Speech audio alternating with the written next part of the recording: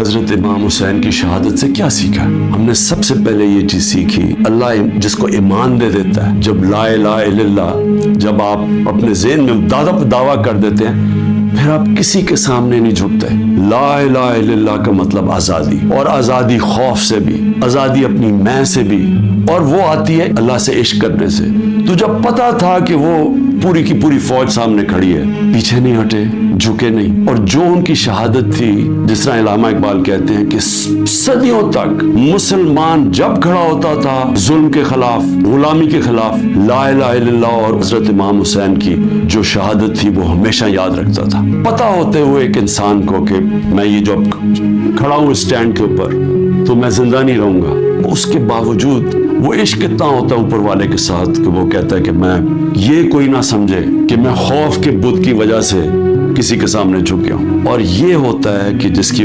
جو انہوں نے بیج بو دیے کہ ہمیشہ مسلمان دنیا میں ظلم کے سامنے جب لوگ کھڑے ہوتے ہیں تو ان کو یاد آتا ہے وہ اس قربانی کا، اور یہ بھی یاد ہے کہ یزید نے کیسے یہ ظلم ہونے دیا تھا، وہ کیوں کامیاب ہوا، کیونکہ کوفہ کے لوگ اتنے خوف زدہ تھے، اس نے اپنا گورنر، ظالم گورنر کو رکھا تھا،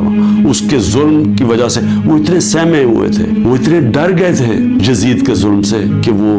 نکلے نہیں۔ انہوں نے اتنا بڑا ثانیہ اسلام کی تاریخ میں ہونے دیا، اور وہ ساری زندگی پچھتاتے رہے۔ تو آج میرے پاکستانیوں یہ یاد رکھیں، یہ جو ظلم کیا جا رہا ہے، آپ کے اوپر خوف ڈالا جا رہا ہے، جس وقت آپ نے یہ فیصلہ کیا کہ ہم رائے حق کے اوپر کھڑے ہیں، ہم ظلم کے سامنے نہیں جھکتے، ہم اپنی آزادی لے لیں گے، ہم یہ چھوٹا سا طبقہ جو ٹولہ اوپر بیٹھ کے سارے ملک کے وسائل کے اوپر بھی قابو کر کے بیٹھا ہے، اگر ان کے ظلم کے خوف کی وجہ سے ہم ڈر جائیں گے تو ہمارے سامنے بدترین قسم کی غلامی، اور اگر یہ اس موقع پہ، تاریخ کے اس موقع پہ ہم کھڑے ہو جائیں گے، ہم اپنے آپ کو آزاد کر دیں گے،